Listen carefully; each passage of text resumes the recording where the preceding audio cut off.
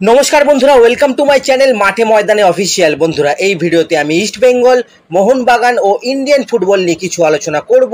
তোমরা যারা যারা আমার ভিডিওটা দেখছো, আমার চ্যানেলটা প্লিজ সাবস্ক্রাইব করে নাও ইন্ডিয়ান ফুটবলের এরকমই আরো আপডেট পেতে। প্রথমে যদি আমরা একটু কলকাতা লিগের ডার্বি নিয়ে কথা বলি, তো কালকে সিএফএল এর লটারি হওয়ার পরেই মরশুমের প্রথম ডার্বি কবে হতে চলেছে তার একটা কিন্তু আন্দাজ পাওয়া যাচ্ছে। যেহেতু এবারের কলকাতা লিগে মোহনবাগান আর ইস্ট বেঙ্গল একই গ্রুপে পড়েছে, তাই আইএফএ সচিব ডার্বি নিয়ে কিন্তু একটা আভাস অলরেডি দিয়ে দিয়েছে। শোনা যাচ্ছে ডুরান্ড কাপের আগেই কিন্তু কলকাতা লিগের ডার্বি হয়ে যাবে। এবার কলকাতা লিগ তো শুরু হচ্ছে 25শে জুন থেকে। 7th রাউন্ডে ইস্ট বেঙ্গল মোহনবাগান কিন্তু ডার্বি ম্যাচ হতে চলেছে। মানে ইস্ট বেঙ্গলও 6টা ম্যাচ খেলে ফেলবে, মোহনবাগানও 6টা ম্যাচ খেলবে, তারপরের ম্যাচটাই কিন্তু ডার্বি হবে। সেক্ষেত্রে সিএফএল শুরুর 1-1.5 মাস পরেই কিন্তু ডার্বি ম্যাচ হতে চলেছে। মানে জুলাই মাসের শেষের দিকে অথবা আগস্ট মাসের প্রথমেই কিন্তু কলকাতা লিগের ডার্বি কমপ্লিট হয়ে যাবে। এরপরে যদি আমরা একটু ভারতের জাতীয় ফুটবল দল নিয়ে কথা বলি, তো জাতীয় দল কলকাতা থেকে কালকে থাইল্যান্ডের উদ্দেশ্যে রওনা দিয়ে দিয়েছে। 28 জনের একটা দল কিন্তু মানালো ঠিক করেছে, তাদের নিয়েই কিন্তু থাইল্যান্ডে গেছে মানালো। ফার্স্ট টাইম কিন্তু দলে চান্স পেয়েছে সুহেল ভাট।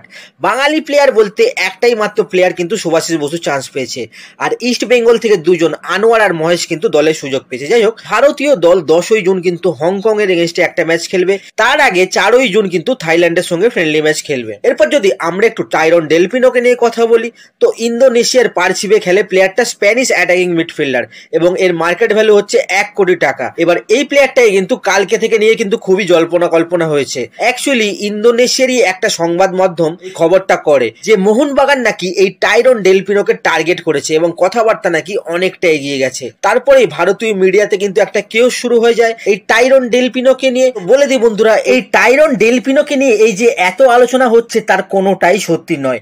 এই স্প্যানিশ প্লেয়ারটি কিন্তু মোহনবাগানের র্যাডারে নেই।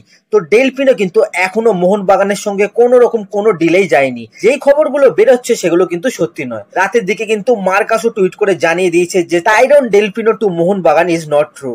এরপরে যদি আমরা একটু মুম্বাই সিটি এফসির কথা বলি, তো গত 3 দিনে মুম্বাই কিন্তু টোটাল 11টা প্লেয়ারকে ছেড়ে দিয়েছে। প্রথম দিন তারা 2 জন প্লেয়ারকে বিদায় জানিয়েছিল, ভ্যান নিপ আর জেরেমি মানজোরো। তারপরের দিন কিন্তু তারা 6 জন প্লেয়ারকে বিদায় জানিয়েছে, যার মধ্যে ছিল হিতেশ শর্মা, প্রবীর দাস, ড্যানিয়েল, অময় রানাওয়াড়ে, হার্দিক ভাট এবং বিশাল। এবং গতকাল কিন্তু তারা গ্রিসের স্ট্রাইকার নিকোলাস কার্লোসকে ছেড়ে দিয়েছে এবং সাহিল পানোয়ারকে ছেড়ে দিয়েছে। তো টোটাল 3 দিনে কিন্তু তারা 11 জন প্লেয়ারকে ছেড়ে দিয়েছে। কিন্তু যাদের নিয়ে এত আলোচনা হয়েছে সেই মেহতাব আর বিক্রম প্রতাপের নাম কিন্তু এখনো ছাড়ার লিস্টে আসেনি, এই হচ্ছে ব্যাপার।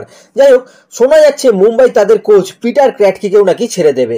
এরপরে যদি আমরা একটু ইস্ট বেঙ্গলকে নিয়ে কথা বলি, তো ইস্ট বেঙ্গলের বিদেশি রিক্রুট নিয়ে বিভিন্ন সময় বিভিন্ন নিউজ আসে, এতে দর্শকরাও কিন্তু একটু বিরক্ত হয়, যেহেতু কনফার্ম কিন্তু কোনো সাইনের খবর পাওয়া যায় না। তো বলে দিই, আর 4-5 দিনের মধ্যে কিংবা নেক্সট উইকের যে কোনো একটা সময় কিন্তু ইস্ট বেঙ্গল ফ্যান্সরা নতুন কোনো বিদেশি সাইনের ব্যাপারে কিন্তু জানতে পারবেন। কাজকর্ম সেরকম ভাবেই এগোচ্ছে। এছাড়া শোনা যাচ্ছে ইস্ট বেঙ্গলের পক্ষে হিজাজি মাহের আর মাদি তালালকে কিন্তু ছেড়ে দেওয়া সম্ভব হচ্ছে না, কারণ তাদের এজেন্ট রাজি হচ্ছে না এবং বড় একটা ক্ষতিপূরণ কিন্তু চাইছে। এদিকে এই দুজন জানুয়ারির আগে ফিটও হতে পারবে না, তাই বাধ্য হয়ে ইস্ট বেঙ্গল কিন্তু এই দুজন প্লেয়ারকে হয়তো রেখেই দেবে। সেক্ষেত্রে টোটাল 8 জন বিদেশি এবার আইএসএল এ নিয়ে খেলবে ইস্ট বেঙ্গল। মাদি তালাল আর হিজাজিকে আনরেজিস্টার্ড করে রাখা হবে। এখনো অবধি 2 জন বিদেশি সাইন হয়েছে ইস্ট বেঙ্গলে, একজন হচ্ছে রাশিদ আর একজন মিগুয়েল। এছাড়া হিজাজি, তালাল আর ডিমি রয়েছে।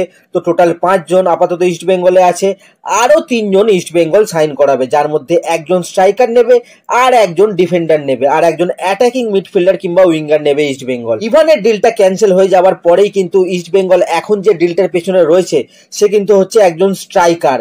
তো এই বিদেশি স্ট্রাইকারের সঙ্গে ইস্ট বেঙ্গলের কথাবার্তা অনেক দূর এগিয়েও গেছে বলে শোনা যাচ্ছে এবং আশা করা যায় নেক্সট 4-5 দিনে কিন্তু এই বিদেশি স্ট্রাইকারের ব্যাপারে চূড়ান্ত কোনো খবর সমর্থকরা জানতে পারবে। বেশ কিছু নামও আমার কাছে আছে, বলিভিয়ার একজন অ্যাটাকিং প্লেয়ারের নামও শোনা যাচ্ছে, কিন্তু সেসব আগে থেকে বলে কিচ্ছু লাভ নেই। তারপরে শেষ পর্যন্ত না হলে সবাইকে হতাশই হতে হয়। তো আগে থেকে বলে কিছু লাভ নেই, আগে পজিটিভ কিছু হোক তারপরে নাম বলবো। যাই হোক, আজকের ভিডিওতে এতটুকুই। দেখা হচ্ছে আবার পরের ভিডিওতে। নমস্কার।